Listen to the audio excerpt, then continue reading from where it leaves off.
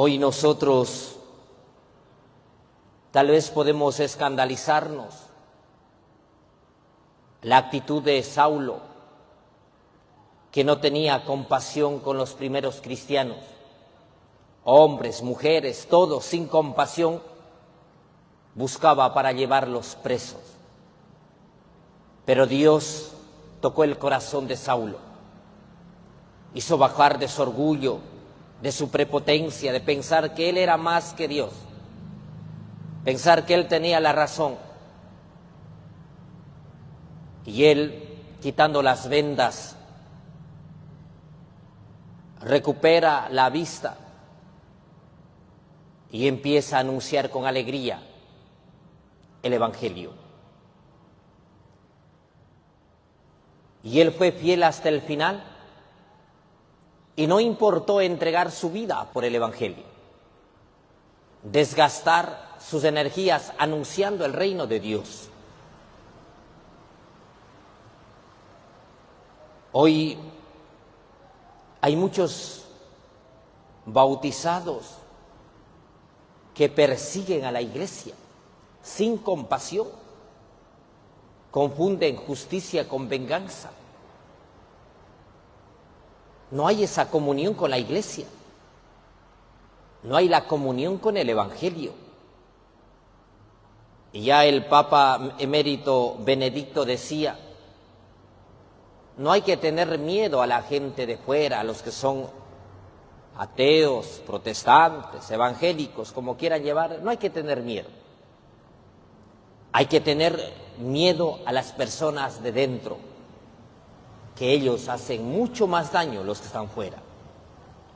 Porque los mismos católicos persiguen, desprestigian y quieren callar a la iglesia. Quieren silenciar a los sacerdotes, religiosos, religiosas. Quieren silenciar lleno de odio, de venganza. Hay una persecución desde México hasta la Patagonia. La mayoría de sus gobernantes o de las autoridades, con un odio, empiezan a dividir en favor de los pobres en contra de los ricos, o en favor de los ricos en contra de los pobres. Y muchos ni siquiera sabemos cuáles son sus bases, sus fundamentos, pero vivimos peleando. Y por ser afines a un partido político, por ser afines a una ideología, terminamos persiguiendo, atacando por ideologías actuales, tanto del machismo como las ideologías feministas. Tienen un odio y una persecución donde pueden profesar la fe católica, pero sus actitudes dicen todo lo contrario. Hay multitudes de hombres y mujeres.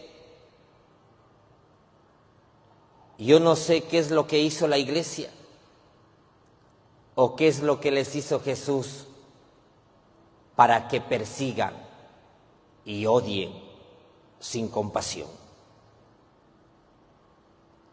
En su mayoría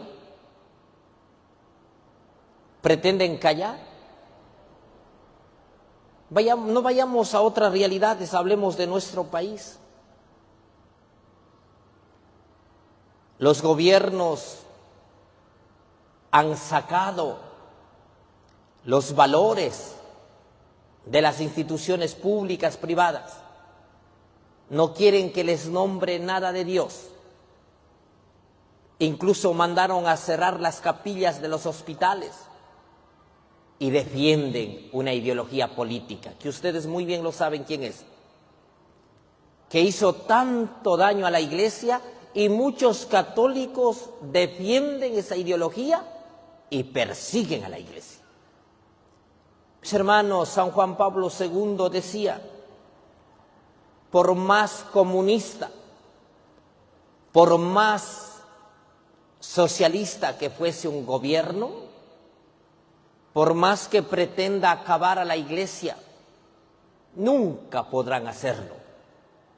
Se acabarán los gobernantes, pero el Evangelio seguirá vivo, presente. Es así.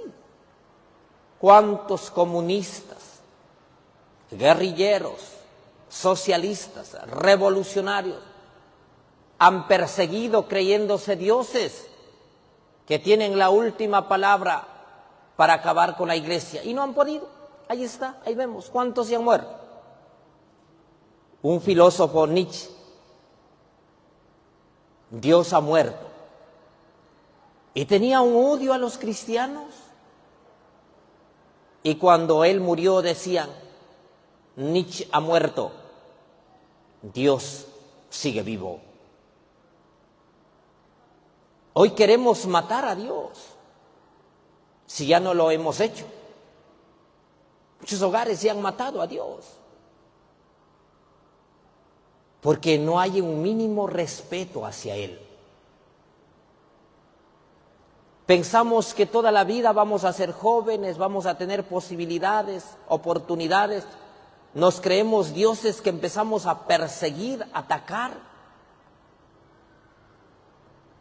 Pero tarde o temprano terminamos dando contra el piso y sabemos que necesitamos de Dios. Hombres y mujeres llenos de odio y de venganza hablan contra la Iglesia, contra los sacerdotes, como si tuviésemos la culpa de su fracaso y de su frustración. Se han escuchado muchas personas que fueron bautizados, recibieron la Eucaristía, la confirmación, y cuando cambian a una secta protestante, a una iglesia particular, empiezan a echar la culpa. Es que cuando estaba en la iglesia era borracho, mujeriego, infiel. Y yo me pregunto, ¿el sacerdote te mandaba a emborrachar? ¿La iglesia te mandaba a ser infiel, a destruir tu hogar, tu vida? Mis hermanos, dicen que la ignorancia es supina, por no decir otra palabra. Culpamos a los demás, a una institución, culpamos a Dios, nos victimizamos, cuando deberíamos nosotros reconocer que por sacar a Dios de nuestra vida, de nuestro hogar, de nuestra familia, de la sociedad, estamos como estamos. Una sociedad, un hogar, personas sin valores, sin principios. Hoy en el hogar no hay temor de Dios y dan más importancia a un teléfono que a la Sagrada Escritura. Dan más importancia estar en el boli, en el centro comercial, en el parque, en el cine, que dar una hora para Dios, y empiezas a perseguir. Hoy hay mucha persecución. Tal vez no te persiguen, al menos aquí en nuestro país, tal vez con balas, con revólver, con ejército, pero te persiguen por las redes sociales para ganar rating, para ganar dinero, para ganar adeptos. Empiezan a hacer un show contra la iglesia. Hay muchos y que caen en esa trampa. Vayamos en Guatemala, nuestros hermanos cristianos, cómo odia, pero tarde o temprano, cómo terminará ese señor, y así vayamos hablando de otros países. ¿Qué culpa tenemos de anunciar el Evangelio y que se sientan atacados y nos persigan? Así hay muchas personas. Los sacerdotes, religiosos, religiosas, que predicamos el Evangelio con claridad, concientizando al pueblo de Dios, muchos se sienten aludidos, atacados y empiezan a perseguir, a callar, a chantajear, a poner trampas. Hay gente muy mala. Muchos son buenos como ustedes, pero hay gente enferma, gente llena de odio, gente llena de maldad, que al final, cuando alguien se está muriendo en la iglesia, perdón, en un hospital, ahí se acuerdan de Dios y buscan al sacerdote que tanto criticaron. Qué absurdos somos a veces, ¿verdad? Saulo, sin compasión, perseguía a los primeros cristianos. No le importaba matar, llevarlos a la cárcel. Pero luego tiene ese encuentro con Dios. Y él decide anunciar, venga lo que venga, no importa a quien tenga que enfrentar. Enfrentó a los sumos sacerdotes, a los judíos, a los maestros de Gamaliel, pero él dijo, no, yo voy a anunciar el evangelio, porque he tenido la experiencia con Dios. ¿Cuándo has tenido la experiencia con Dios? ¿Tú eres el que persigues o el que anuncias? Deberías preguntar, ¿persigues a Dios? Muchos perseguimos. Dirán, no, yo no persigo. Sí persigues. ¿Sabes cuándo persigues a Dios, a la iglesia? Cuando buscas padrinos para tus hijos que no están casados por la iglesia y ni siquiera son católicos, persigues, no estás en comunión, desobedeces, vas contra Dios. Es lo mismo que tus padres dicen, no te cases con tal persona, y tú por dar la contra te casas con él, estás desobedeciendo. O cuando tu padre dice, no vayas un fin de semana a emborracharte, y por desobedecer vas a emborracharte. Somos caprichosos, igual somos así. Dios te dice, no es correcto de esa manera, pero tú desobedeces y vas contra los mandamientos y persigues. Es que por eso dejo de ser católico, por eso dejo de ser creyente, por eso dejo de creer en Dios. Mis hermanos, no chantajees, porque al final y al cabo quien hace daño eres tú. No haces daño al sacerdote, a la iglesia, no le haces daño a Dios. Al final tú mismo te haces daño, tú mismo te sientes engañado, frustrado. Al caer la tarde dices, ¿qué hice con mi vida?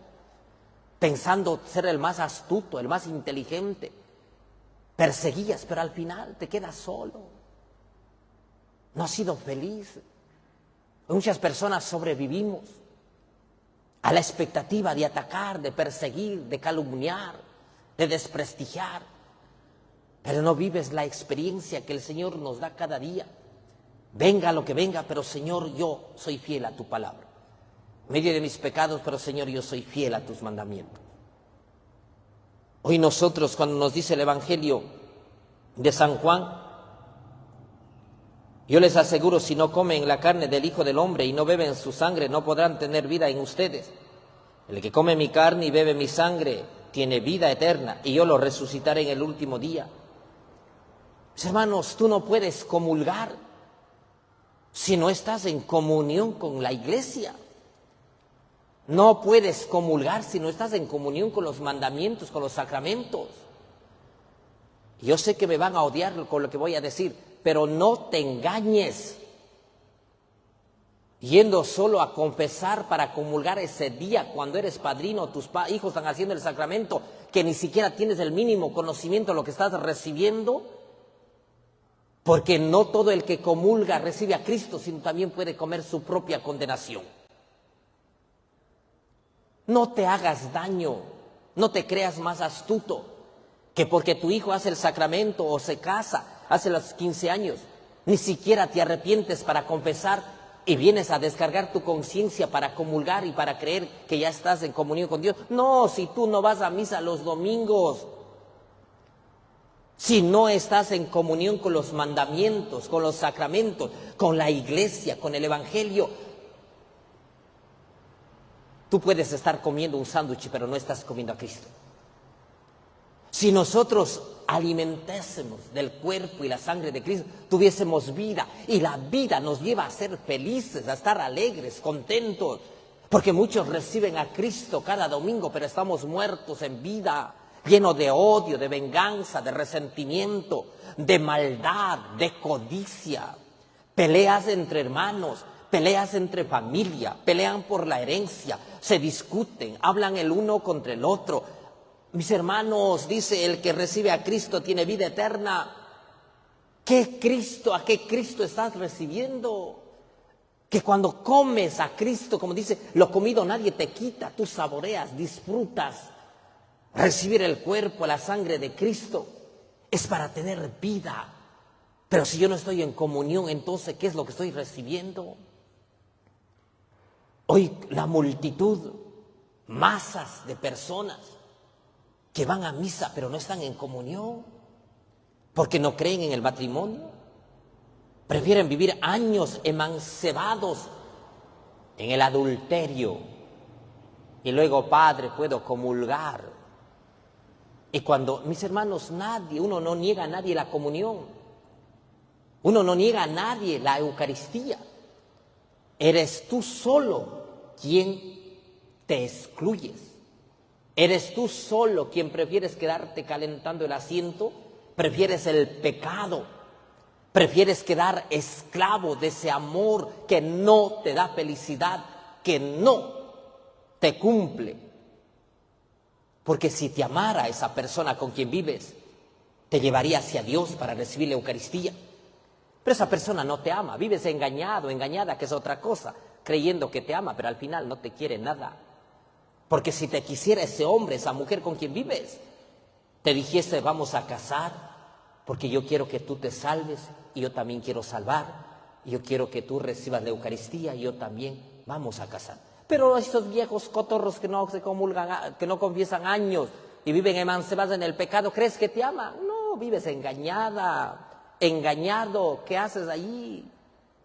Al final y al cabo se muere ese viejo, esa vieja, se muere ese hombre, esa mujer, se va con otro, con otra. Al final perdiste tú la oportunidad de recibir el cuerpo, la sangre de Cristo, 15, 20 años, y te quedas solo, frustrado, te quedas con ansiedad, te quedas con estrés, te quedas con depresión. Hoy, porque no recibimos el cuerpo, la sangre de Cristo, prefieres tomar pastillas para dormir, para tranquilizarte. Prefieres tomar pastillas para la ansiedad. No, el que recibe a Cristo no necesita pastillas, no necesita estar estresado, deprimido. Mis hermanos, todos tenemos problemas, dificultades. ¿Quién no tiene problemas en la vida? Todos tal vez hemos sido lastimados, utilizados, tal vez todos hemos sido humillados. Pero cuando recibimos el cuerpo, la sangre de Cristo, será la alegría más grande, que nadie te puede quitar esa experiencia. Y esa experiencia de recibir el cuerpo y la sangre de Cristo nos lleva a tener vida eterna y no es andar mendigando, a tener paz.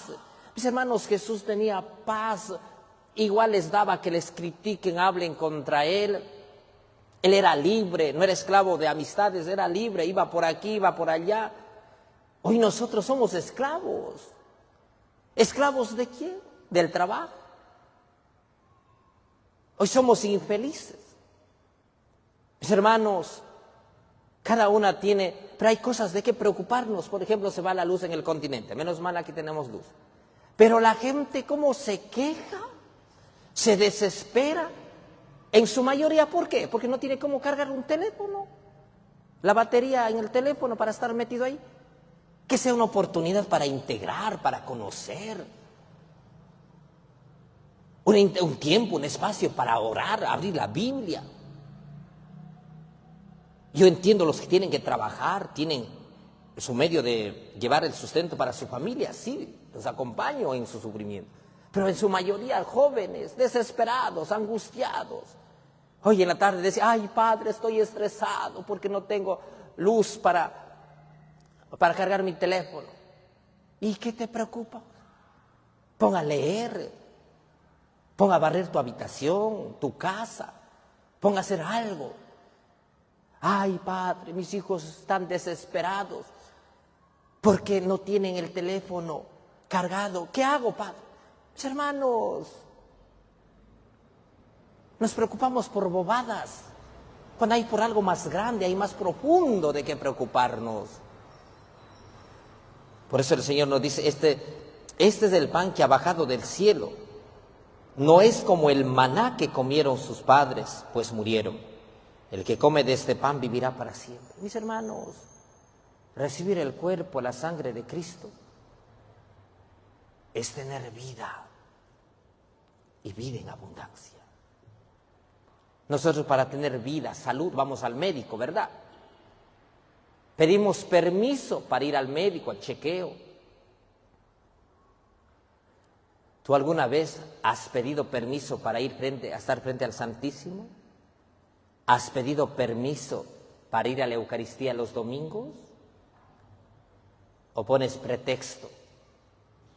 Y al final, vacío, solo. ¿Para qué pedimos permiso nosotros? ¿Para estar bien corporalmente o para estar bien espiritualmente? Muchos no van a entender, muchos no comprenden esa alegría, la oportunidad de recibir a Cristo, porque nunca han recibido.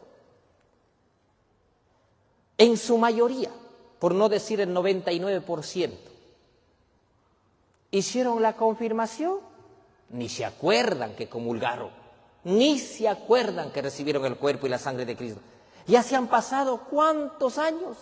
Luego se rejuntaron con ese hombre, con esa mujer, ni les interesa recibir la Eucaristía.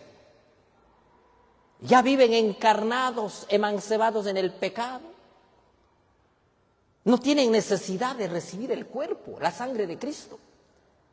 Y por eso, ¿cuántos hijos dejan que sus padres mueran sin recibir la Eucaristía? Claro, como ellos están endemoniados y no necesitan de Cristo, piensan también que sus padres van a estar igual.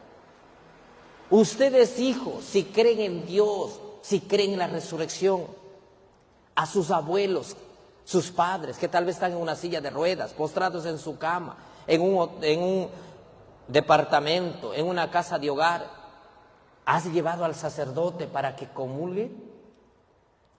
¿Hemos llevado la Eucaristía para que reciba a Cristo ese abuelo, ese anciano, ese enfermo?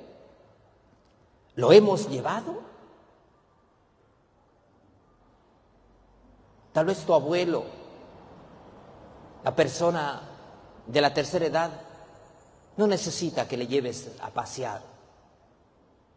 Cuánta alegría, cuán feliz harías a ese anciano, a esa anciana, si llevases a la Eucaristía, si llevaras a la parroquia los domingos al menos. Cuán feliz harías a ese hombre, a esa mujer, si llevaras la Eucaristía. Hoy nos preocupamos con tener llena la dispensa, pero el corazón está vacío de Dios.